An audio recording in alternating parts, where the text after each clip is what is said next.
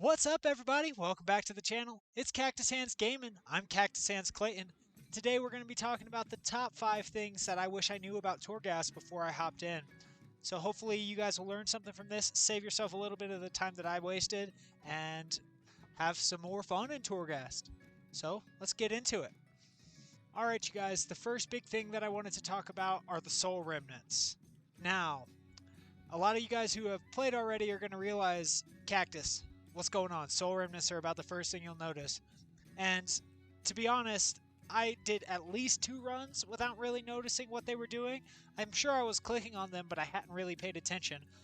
But when you free the soul remnants in the Tower of the Damned, what's going to happen is you're going to get a little stack with how many soul remnants you've released through the run, and it's going to give you 1% of your main stat and other survivability stats to help boost you through the run.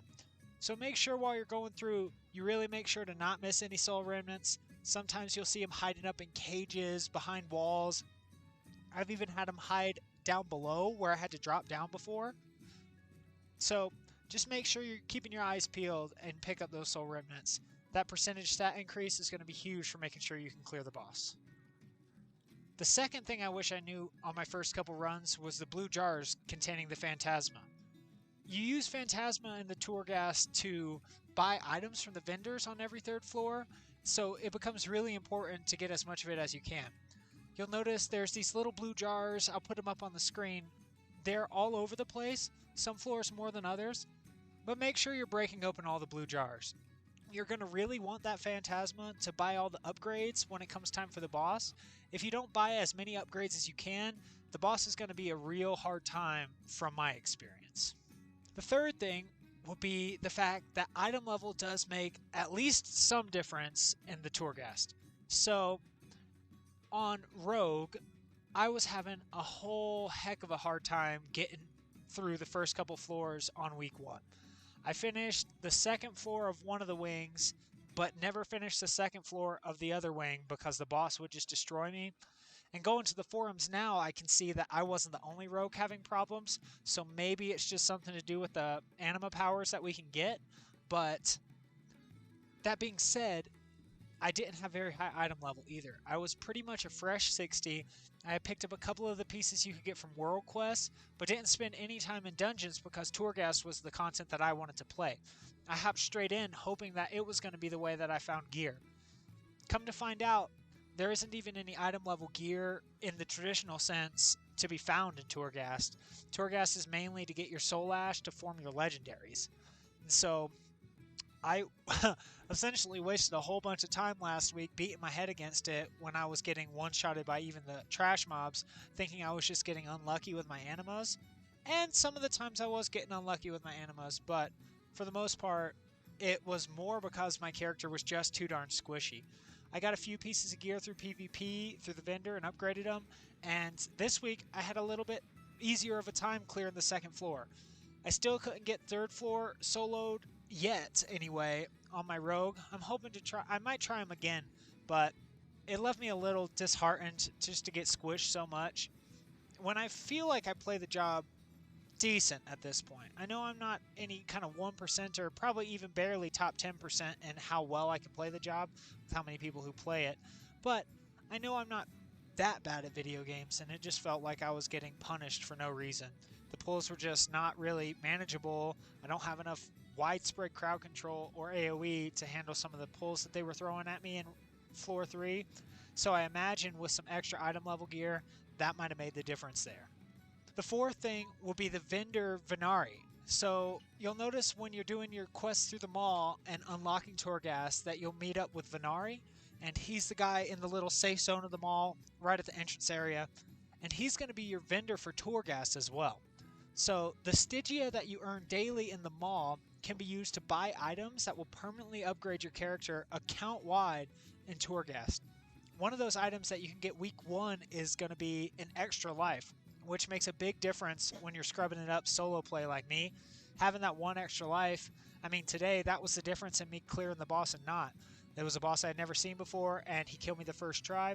Luckily, because I had bought that, I was already on 1 death, so if I hadn't had that, it would have been my wipe for the floor. But instead, I had that one extra life, which gave me enough time to buckle down and fight the boss. So between that and the other rank 1 upgrade, because it's all based on reputation, it's going to take a while to upgrade your reputation.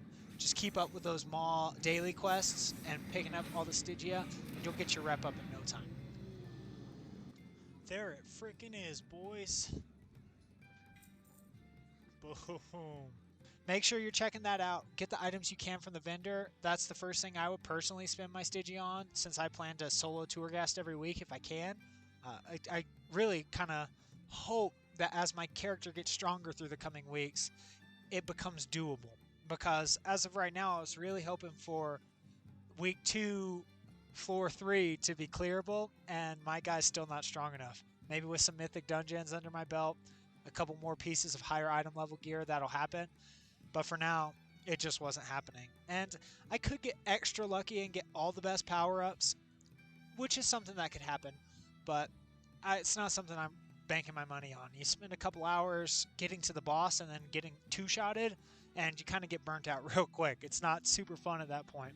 The challenge is fun, but you gotta get rewarded for the challenge by winning, and I haven't won on any of those super challenging ones yet.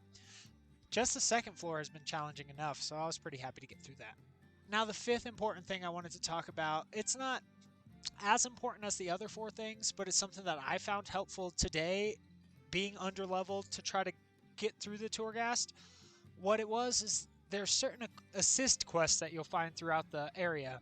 These could be, today I had a Veneri guy, or not a Veneri, a Venthyr guy and one of the Ardenwall guys, and they were both looking for something. Like the little Ardenwall fairy was looking for his flute, and the Venthyr character was looking for his buddy.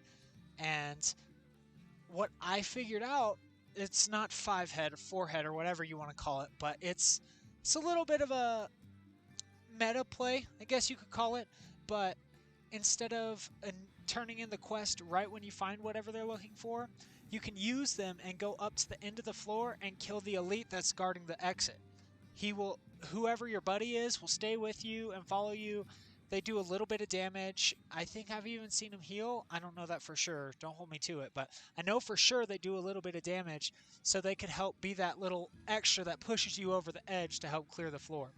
Then just make sure you go back down and turn in the quest wherever it was, because I was doing the super smart play just to forget to turn it in at one point. And man, when you're already having a rough time clearing the floors in the first place, and then you forget to turn in the quest that's going to make your life easier, it feels real bad, man. It really feels bad. So it could be a double-edged sword if you're the kind of person who forgets things, because if you forget to turn in the quest, then all the benefit from doing that will be gone. So use this advice at your own discretion, and hopefully it'll help you out. Hopefully it'll get you the clear that you need. I mean, every little bit helps, right? Alright guys, and finally I wanted to touch on one little thing. If anyone still made it this far, any of my Final Fantasy viewers watching this content perhaps, I don't know who's even coming back at this point, but for any of you FF14 folks out there who have heard or who are thinking this is just Palace of the Dead or Heaven on High, I want to tell you, for once and for all, it's not. Okay? Torghast is a true roguelike, where those others, although they have random floors with random enemies and traps, they aren't a roguelike. You don't get power-ups that make you powerful through the run. It's just your character progressing through the 10 floors in Palace or Heaven on High, watching out for the traps and watching out, or trying to kill all the things and then kill the boss at the end. And the boss is the same every time for each 10 floors. So if you do the 50 to 60 grind and just do that over and over and over again, you're always seeing the same boss. So it's different in that sense. And it's different in a sense that every run of Torghast is extra unique because you're getting different power-ups. And I know, like all things, at a certain point the uniqueness wears off and you won't get any new power-ups per se, but you will keep getting power-ups, and they'll be at least different from the last run. Whereas with those other Heaven on High and Palace of the Dead, after a certain amount of time, every run literally feels the same. Unless you get someone in there who is on Dragoon and just likes killing things because they like Dragoon, and they pretty much extend everyone's run by not going to the exit and checking out all the areas and getting themselves killed, that's about the most excitement you're going to find in any given day of grinding Palace of the Dead. in my opinion. Whereas with Torghast, at least on week 2, it seems like between the two different wings, they were completely different in the way the enemies function and some of the things you have to watch out for and the exploration aspects. So I just wanted to squash that right away. Torghast is not Palace of the Dead. It's not Heaven on High. It's not a deep dungeon. It's a roguelike. And it's difficulty like a roguelike, at least for a solo player. Remember, guys, this is coming from someone who's a solo player at this point and who hasn't played WoW forever. You know, I'm new to the game. So all you WoW veterans are probably just rolling right over this content because you have buddies, you already got your mythic gear, and you're more used to the kind of things that WoW's going to throw at you. But for anyone who's new to Shadowlands like I was, it's a completely unique experience, in my opinion. And that's just that. Alright, you guys, so did you learn anything from the video? If you did, if there was something new you learned, go ahead and leave a comment.